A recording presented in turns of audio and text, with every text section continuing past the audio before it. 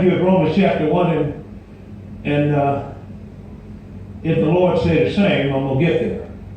But let's look at Revelation chapter 13. Now I'm guiding you here by the Spirit of God, because I'm declaring that where you are now will be the last day you're going to be there.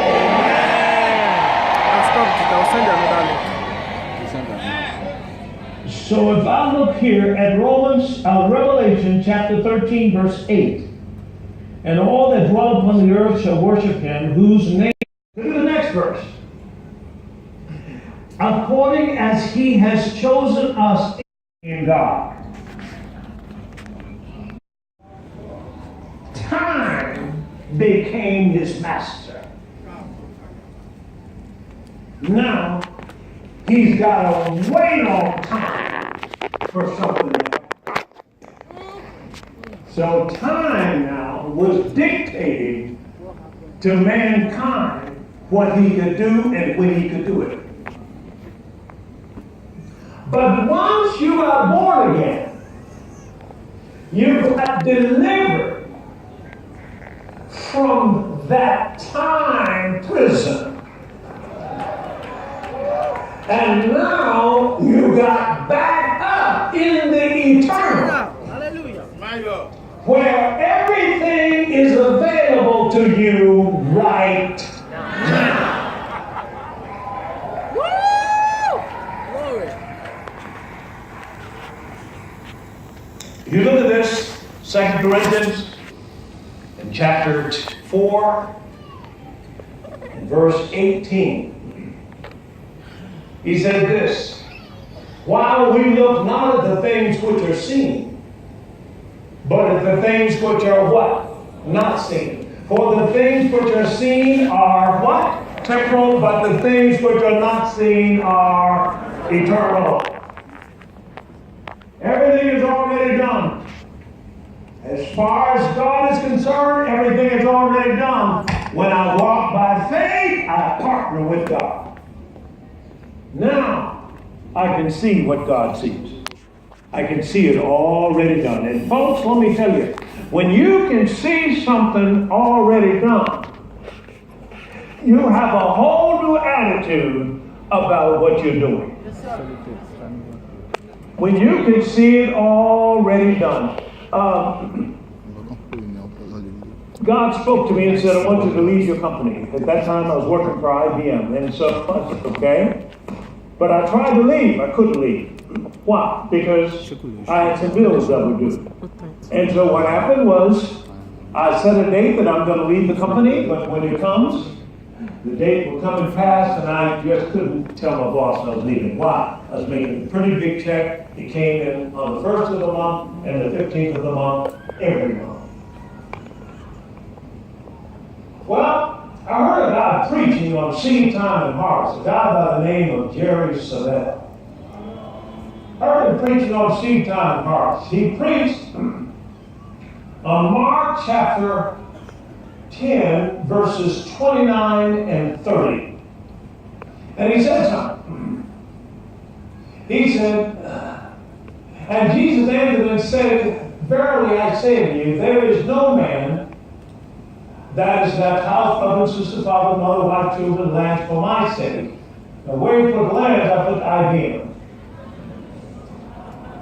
I'm teaching you how to walk by faith. By the way, the title of this message is called From Faith to Faith. I told you, when I leave here, you're not going to be, nobody in here is going to be the same place next to you as you are here.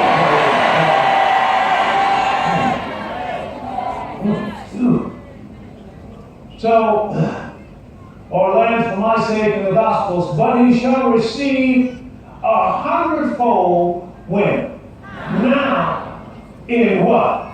This time. See, houses, brothers, sisters, mothers, children, lands, no more wives, with persecution and of the world to come eternal life. See? And what did I do with this? I meditated meditation. It's a God-given process so that you now can create an image inside of you of what it is that God says belongs to you. Well, I'm preaching now. I'm preaching better you said amen. Praise God. Okay, so what happened is I began to meditate. And what happened? Whatever image was in me that was causing me problems in terms of leading got destroyed. And a new image got built. Remember, we function by images. What you see is what you get. So what happened? You'll find that a lot of people that are constantly in lack, constantly in scarcity, what happened? Come to church. The first thing you have to do is take the scripture and destroy the image that lack has produced. I'm going to try it one more time. You're in constant lack or constant scarcity, constantly can't pay your bills, constantly. What happened? There's an image. See, there's an image. You can't go any further than that image. That image is as far as you go. But if you take the word regarding whatever it is that you lack and take that word and begin to meditate that word is designed to destroy the image that lack has built and bring up inside of you a whole new image. I was looking at the scriptures in terms of glory. Can I do this? Can I go all the way to this Christ? And I was looking at Isaac. Isaac was the seed of Abraham. Now here's Abraham. He goes up on the mountain because God says, I want you to offer up your son. Now that's found in Genesis chapter 22. Here's Abraham. And Abraham now is telling the men that were with him, he says, stay here. Me and the lad are going yonder to the mountaintop. Watch this. And we'll be back. Now God just told him to offer up this boy. But notice what he said. He said what he saw. See, you can't boldly say something you can't see. He said what he saw. He said, me and the lad are going up. Well, what did he see? Go over to Hebrews chapter 11 and you'll see that he already saw Isaac raised from the dead in a figure. And I'm telling you, I couldn't see myself surviving outside of that paycheck. But once I destroyed the image that was in me of depending on the system of the world to support me and not depending directly on God, I destroyed that image by taking those scriptures in Matthew, Mark, chapter 10, verse 29 and 30. I began to say it every day, every day, every day, and the next thing I know, coming down one street, all of a sudden it went off inside of me, pow! That reality came to be. I called my wife and said, baby, I'm leaving this company. She said, well, praise the Lord. And today we're preaching to almost 1 billion people every week on all over. Come on now, come on, say it. Say amen. See, you can't, when you got something in your hand and that's all you see, you hold on to it tight. But when you got something in your hand and you can see something better, you ready to let that go.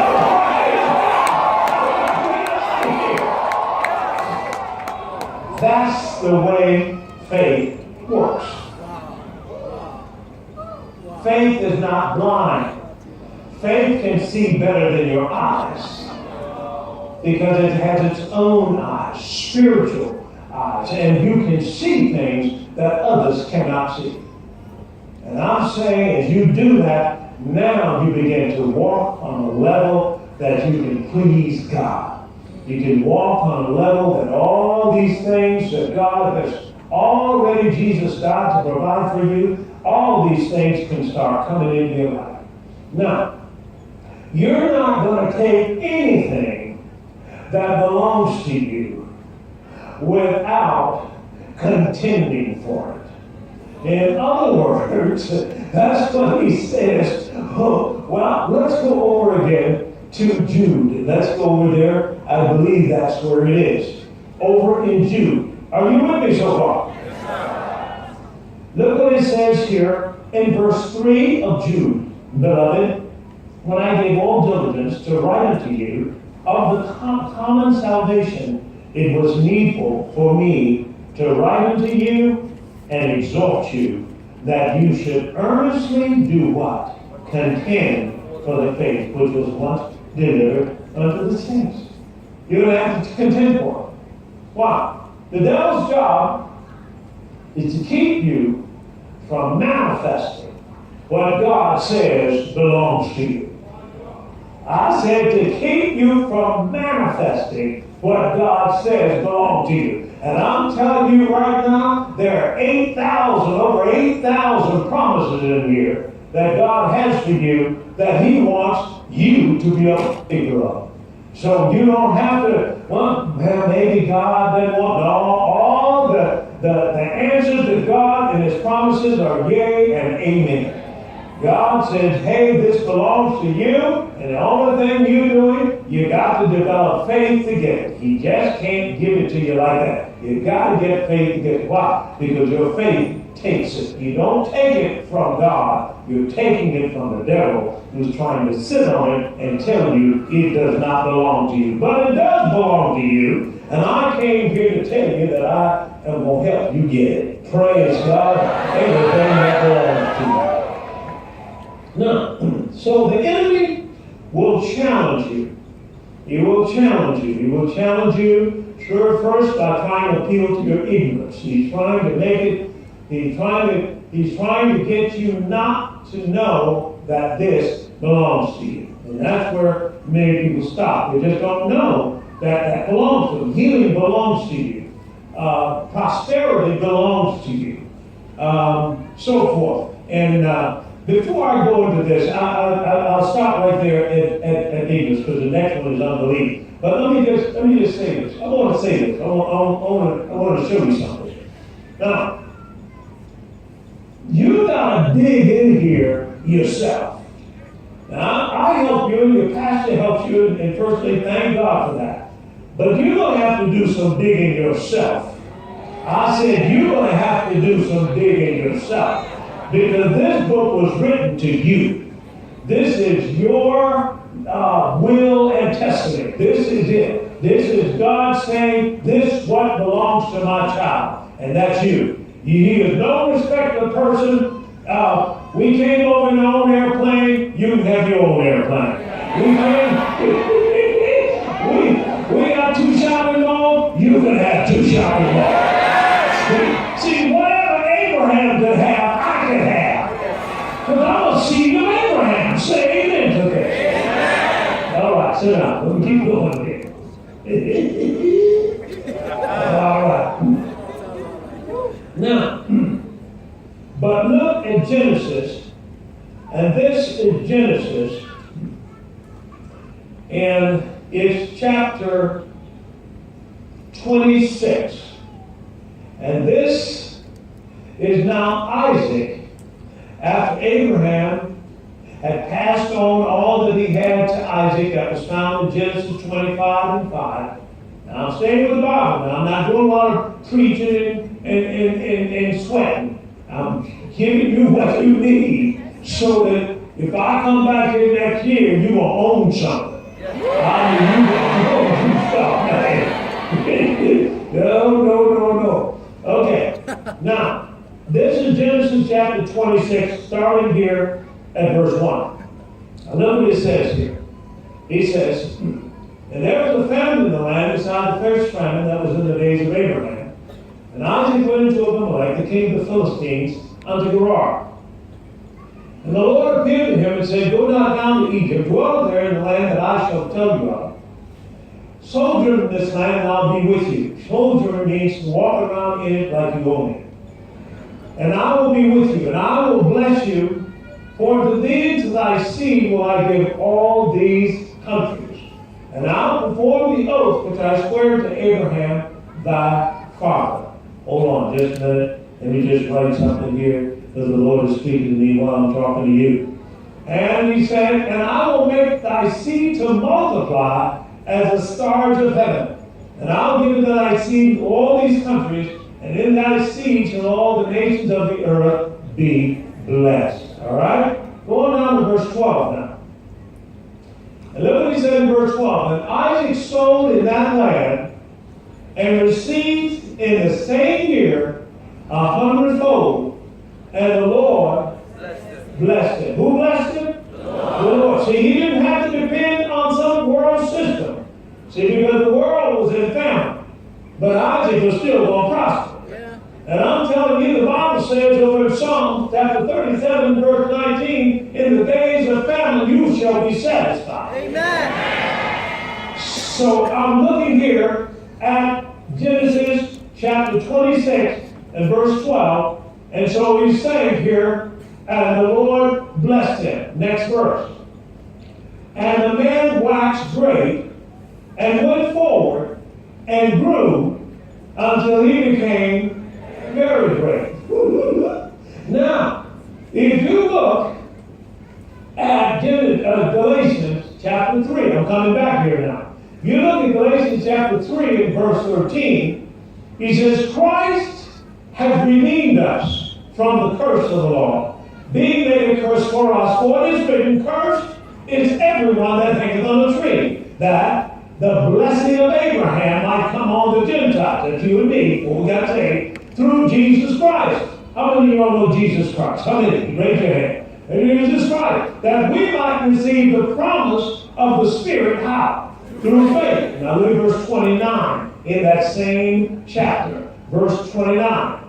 Therefore, if you be Christ, then are you whose seed? Abraham's seed, and what? And according to the promise. What he did for Isaac, he's going to do for you. Now let's go back and look at what he did for Isaac in Genesis 26 and verse 12 one more time. And look what he says here. And Isaac sowed in that land and received in the same year 100-fold, and the Lord blessed him. And, glory to God, and the man waxed great, went forward and grew until he became very great. Now let's take those same two scriptures, but let's look at them now in the Message translation. Doc, you got the Message up there? The Message translation. Let's see what it says. Isaac planted crop in that land and took in a huge harvest. God blessed him. The man got what? Richer and richer. Come on, help me.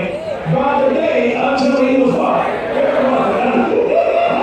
Now I want you to see this now. He didn't say richer and richer by the year. Come on, help me. He didn't say richer and richer by the month. Come on. He didn't say richer and richer by the week. Come on. He said richer and richer, come on, by the day. And what he did for Isaac, he's going to do for you. That's it. Now, what am I saying? We've let those things slip. No. I want my stuff. I said I want my stuff. Now, if it takes investments to get me richer and richer by the day, if it takes whatever it takes, I want to get richer and richer by the day. Because God, I read in Acts chapter 10, verse 34, Peter said that I perceive that God is no respecter of person. What he'll do for one, he's going to do for the other. And he said, I know what he'll do for Isaac, he's going to do for Bill Winston. I know what he's going to do for Bill Winston, he's going to do for Koza.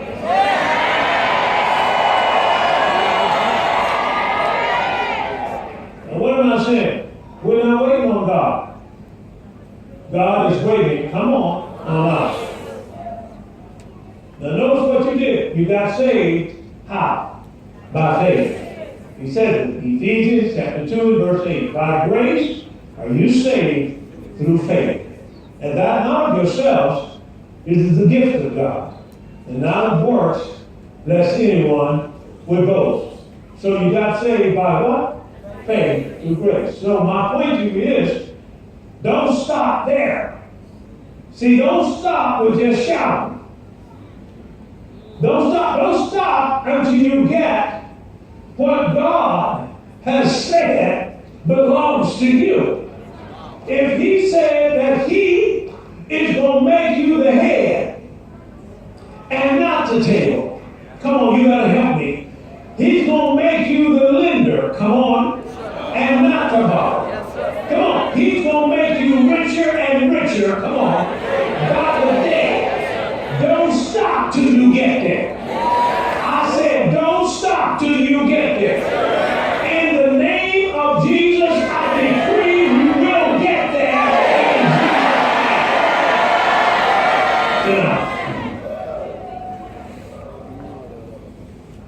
So, faith, we're finding out, is the key. And so what I said to you, there's some roadblocks to faith. One is ignorance. You've never seen that scripture before. Well, I'm coming to town to show you that scripture. Why? Because that scripture is what I'm saying now I'm going to use, that God is going to bless me. Now, I'm not trying to just get rich so I can get rich. I'm trying to get rich so, one, that I can establish his covenant by God to set the captives free. That we can take people who have never had a chance to go to school, we can send them to school. Say amen.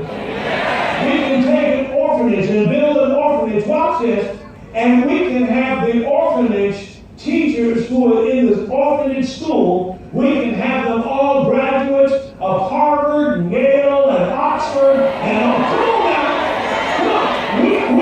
We can have that orphanage looking like the Taj Mahal. Praise God. I'm just saying, we can take this thing up to the level that God had intended before the foundation of the world. God intended for this place on earth and every place you will go to be turned into a garden of Eden. Say amen to that. Just put that up there real quick. That's Ezekiel chapter 36 and verse 33. Look what he says here. He says, thus said the Lord God, in the day that I shall have cleansed you from all your iniquities, I will cause you to dwell in the cities, and the waste shall be builded, and the desolate land shall be tilled, wherein it lay desolate, in the sight of all that passed by. And they shall say, this land that was desolate has become like the what? Garden of Eden. And the waste and desolate and ruined cities are become fenced and are inhabited. Watch this. And then the heathen that are left round about you shall know that the Lord builds of ruined places. He plants that which was desolate. The Lord has spoken it, and the Lord will what? Do it. Now my point to you is, God's going to use you to go into a place that was signed off. It was written off. It was ruined. It was in chaos. It was poor. People were hungry, but he's going to take you and turn it into the Garden of Eden.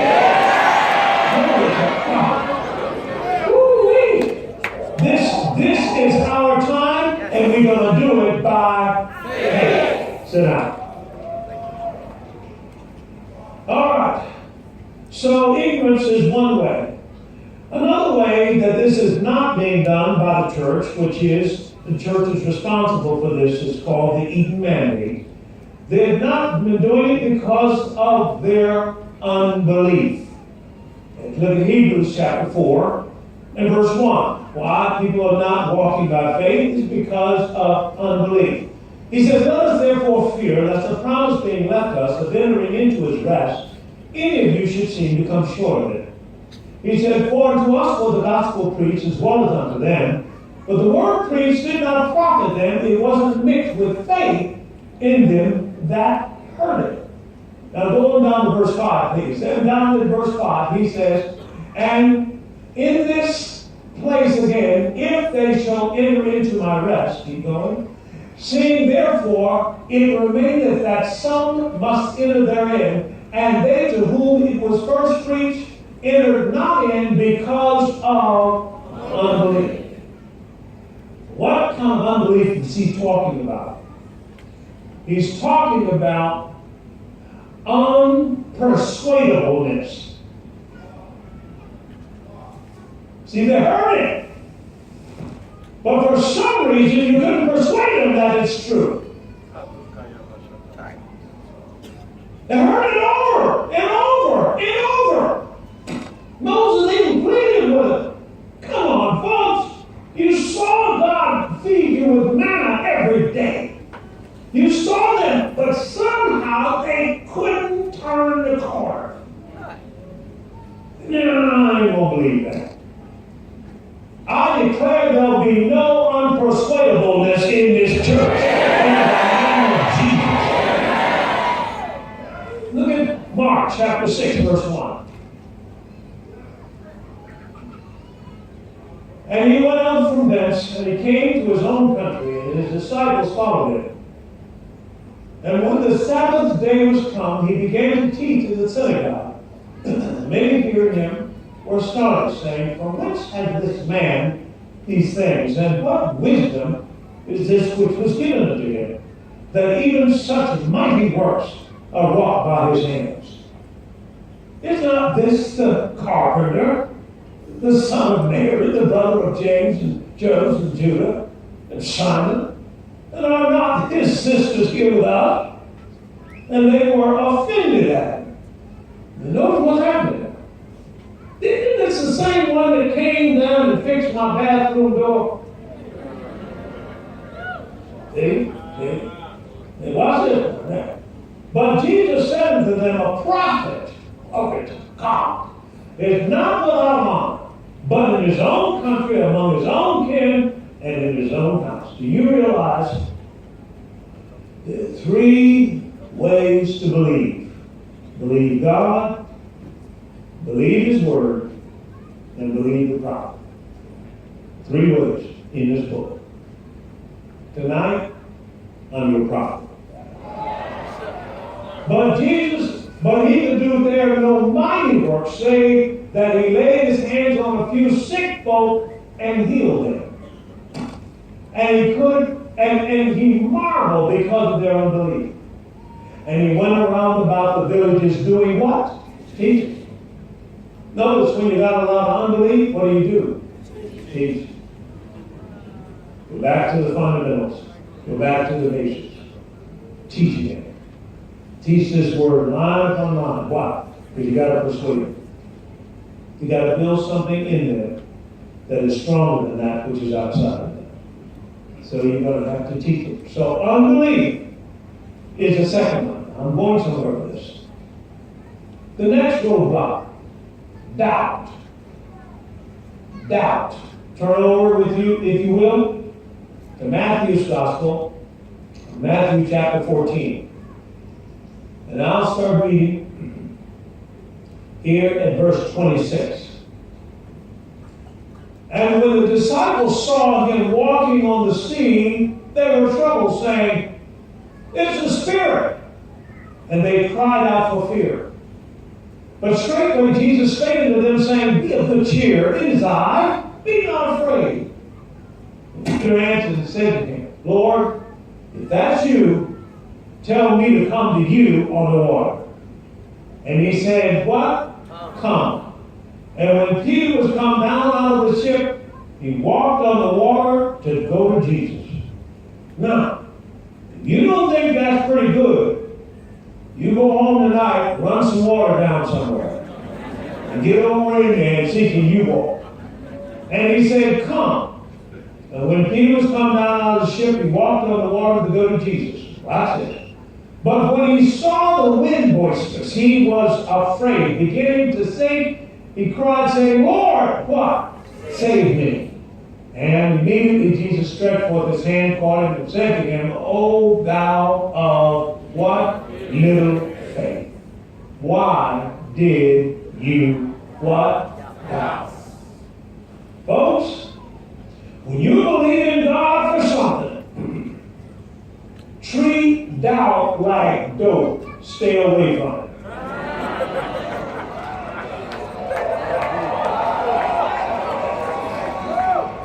Why? Because that enemy knows if he can get one little morsel of doubt in your mind, faith will not work. Faith takes full commitment, not half commitment. And that's what it says over in Psalm chapter 62 and verse 5. Look at that scripture. My soul wait thou only upon God, for my expectation is what? From Him. The Lord will show up. I said the Lord will show up. See, that enemy doesn't want you to stand on that promise. See, once you get out on it, stand there. Don't let anything shake you. When you've done all that you can do to stand, what do? Stand. Why? Because now you're in a spiritual fight. And watch this. Once you stand and it really shifts into faith, faith shifts the battle from you to God. And that's why when you really standing in faith and faith takes hold of you, you feel at peace. Right in the middle of a storm, you feel at peace. You said, no, I'm coming out of this. I'm coming through this. Say amen to that. Amen. All right, the next place is condemnation. Condemnation. Now this is kind of interesting here. Because the enemy uses he tries to remind people of their past so he can steal their future. If you look at 1 John chapter 3, now I'm doing a lot of teaching tonight because I want to make sure that what I give you while I'm in this visit, that you're going to be able to use it right after I leave here. Yes, sir. Matter of fact, you're going to be able to use it before I leave. But what manner of love the Father has bestowed upon us that we should be called what? Sons of God. Wait a minute. I'm wanting 1 John chapter 3 and verse 20. I'm not sure what I said. For verse 20. Amen. But that's the scripture I just read. For if our hearts condemn us, God is greater than our hearts and knoweth all things. Next verse. Beloved, if our hearts condemn us not, then have we what? Confidence toward God. What's another name for confidence? Faith. Say faith. Say faith. Faith. See, when you start moving forward, the devil tries to remind you of something you did. And I'm telling you right now that what you did is under the blood. That, come on now, I'm saying that God has a way. Now, we want people to live right, but God knows that there are things that we mess up in, that we didn't do things right, and He understands that. And that's why He gives us 1 John 1:9. If you confess, He's faithful to forgive and cleanse you from all unrighteousness. Well, you're giving them a license to sin. People don't need no license. If they want to sin, they're going to sin anyway. Say amen to this. Amen. Now, I'm saying condemnation. Now, let me tell you what else that condemnation does. Over in Romans chapter 8, verse 1, he said this. He said, there is therefore now no condemnation to them which are in where? Christ Jesus. Who walk not after the what? Flesh, but after what? The Spirit. Now,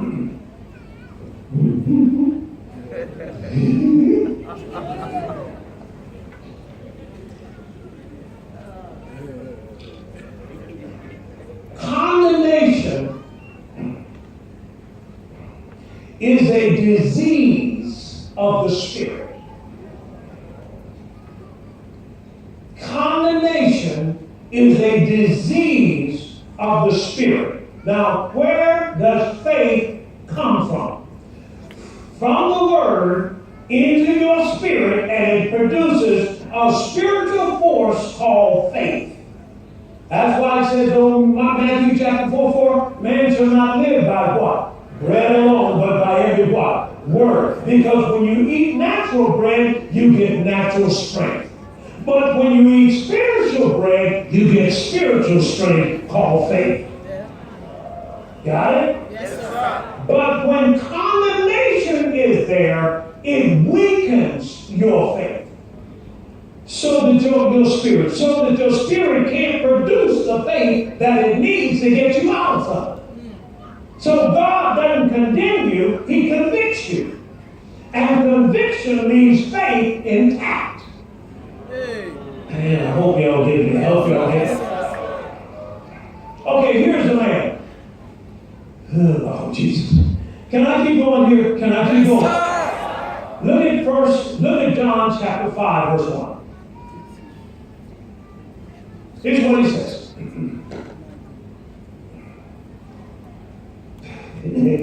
After there was a feast of the Jews, and Jesus went up to Jerusalem.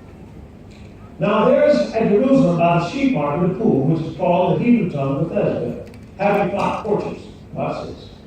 In these lay a great multitude of impotent folk. They were blind, halt, withered, waiting for the moving of the water. For an angel went down the certain season into the pool and troubled the water, and whosoever first after the troubling of the water stepped in was made whole of whatsoever disease he had. Watch this.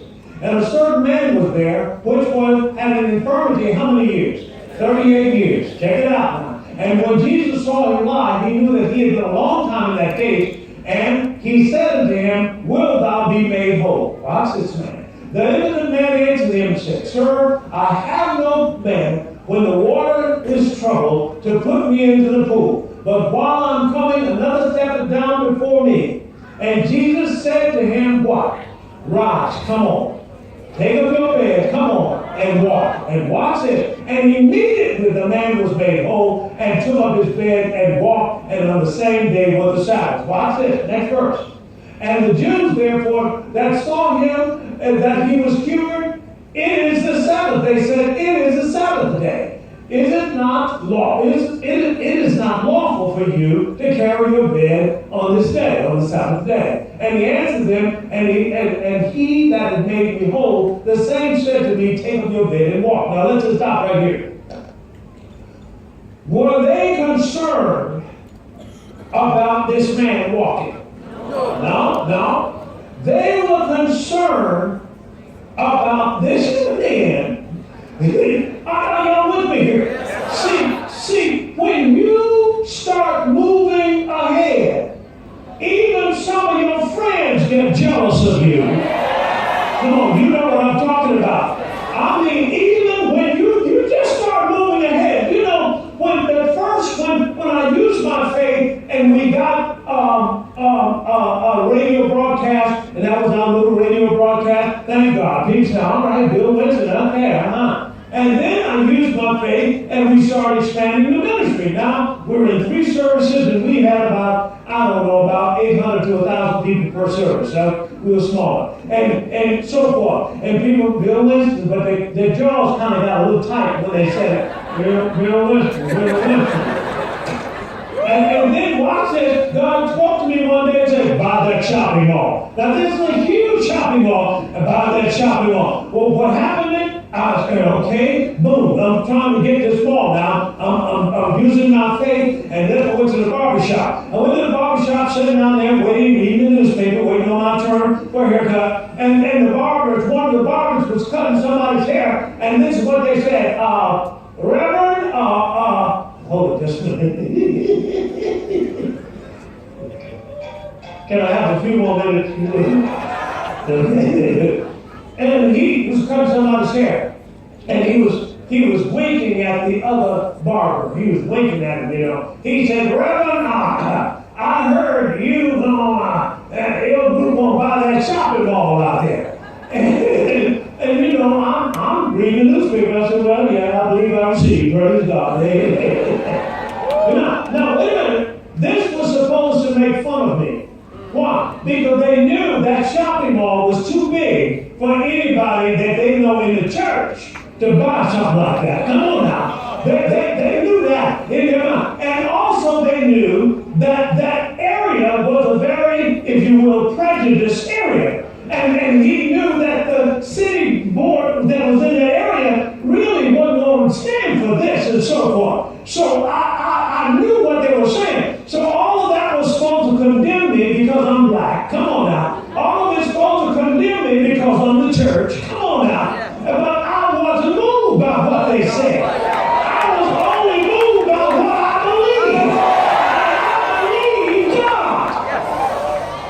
So you got to understand that when you start moving ahead, God's going to give you big stuff. And He's going to give you big stuff because He wants to exercise and grow your faith. He doesn't want your faith to stay at one level. Come on now. I was talking to somebody and they told me they got invited over to somebody's house and they invited the whole class over to stay the night or whatever, and then to get breakfast in the morning, and you didn't need to have the breakfast, in a plain, pick from what they had, just whatever you like, and they fix the breakfast. And I asked how many rooms were in the house. 92 rooms. I said, wait a minute, now hold on. It's big stuff out there.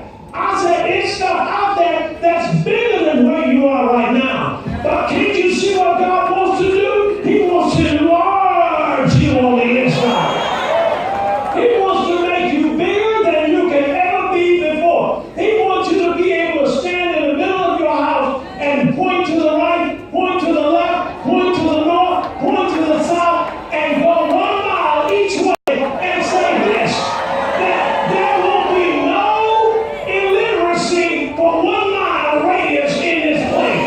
I'm sending everybody to school. There'll be no joblessness. I'm giving everybody a job. Say it.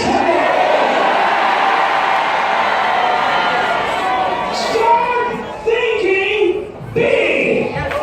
We've been thinking too small, saints. Come on, we're dealing with God. You put your hand in God's hand, and I guarantee you God is going to give you something big to do.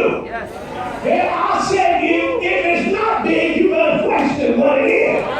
Because if you're dealing with God, He showed Joseph that Joseph was going to help run the world. Praise God. I'm just saying, look out now. It's time for you to do some big thinking. We need the church to do big things. Why? Because we're connected with a big God. Why? He wants us to develop big faith. Say amen. Let me see. I'm almost done. Woo-wee. I said woo-wee. Now, the last one. Turn to Mark chapter 4, verse 35. Roadblocks to faith. All right. Now I want to show you something that is very, very important. Now, I'm going to cover this. I want to make sure you understand what I just said. God is on purpose giving you something big to do. This is not just him. He's not testing you. He knows what's in you. And He wants it out. He wants to be glorified. Over in John, now I'm coming back here to Mark, but I just recall I want to go to John first, John chapter 6. And over in John chapter 6, well, watch this. In John chapter 6, say from faith to faith. From faith to faith. Say it louder. From faith to faith. Verse 5. When Jesus had lifted up His eyes, He saw a great company come to Him. He said to Philip, "Now where we buy bread that these may eat?" This said He said to prove Him, for He Himself knew what He would do. I'm going to pick up here tomorrow. He knew what he would do. If I just stop right there, he knew what he would do. If you look at 1 John chapter 2 and verse 20. But you have an unction from the Holy One, and you know.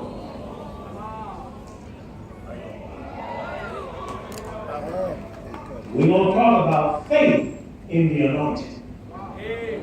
Because you got something in you that's greater than anything in the world. Watch this. And you know stuff that the world does not know. So, let's go back. Jesus knew what he would do. Next verse. And this he said to prove him, for he himself knew what he would do. Philip answered him, 200 penny worth of bread is not sufficient for them, but every one of them may take a little. Let's stop right there. Take that verse. Look at that verse in the New Living Translation. Let's just try that out for size. Philip replied, even if we worked for months, we wouldn't have enough money to feed them all. You see what he did? You see what he's concerned about? He's concerned about, we'll have enough money to buy the food so that we can feed them all. Got it? Now, faith becomes your currency.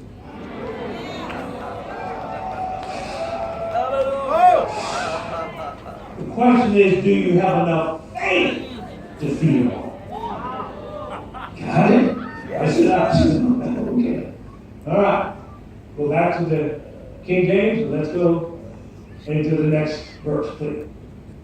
One of his disciples, named Simon Peter's brother, said to him, watch this, there's a lad here which had 5 barley loaves and 2 small fishes. Well, what is that among so many? Notice what he did now. His faith directed him to his resource. But his natural mind took over, called carnal mind. Which a carnal mind, the person is one that only deals in this realm's reality. Yes, sir. I know I'm getting deep for you, but can you get it? Yes, sir. Okay. So I'm saying, how many people have said, I should have said that? Or, I knew that was the answer, and you marked the wrong answer. Why? They let their other mind take over. When God showed them by faith what the answer really was. All right, now watch this. Next verse. And Jesus said, make the men sit down. Now there was much grass in the place, so the men sit down in number about 5,000. And Jesus took the loaves, and when he had given thanks, he distributed to the disciples, and the disciples to them that were set down, and likewise with the fishes as much as they would. Watch this. And when they were filled, he said unto his disciples, now gather up the fragments that remain, that nothing be lost. And what did I tell you? Whatever God's going to do for you, he has what? Already done. So, God had already, these fish and loaves were like the ram that was caught in the thicket with Abraham. That ram was there before the foundation of the world. Now, you got to see this now, because the tendency is that if you can't see it with your natural eyes, it doesn't exist. That is wrong, my friends. What is in the spirit, God have mercy? Let me say it like this. What's in the natural realm is like a speck of dust compared to what's in the spirit realm. It's already there. I said it's already there. Now, what are you going to use to bring something from the invisible realm into the realm of the natural reality? Faith. And that's what God needs. You can't bring it in without faith. He's already done it, but it's spiritual. Now I gotta bring it in. Say amen to that. And that could be the musicians, new music energy that God wants to create. Boom! I gotta bring it in. Come on. You might be in education. He has a new way of educating students. And you gotta bring it in how? By faith. It's already done. All right, can I keep going? Yes, sir. So now, he fed them all, put that scripture back up there again. And when they all filled, he said to the disciples, now gather up the fragments that remain, that nothing be lost. Now they didn't know there was any fragments out there. They didn't know that. Jesus knew that there were fragments out there. Why? Because one of the things he had to do is he had to get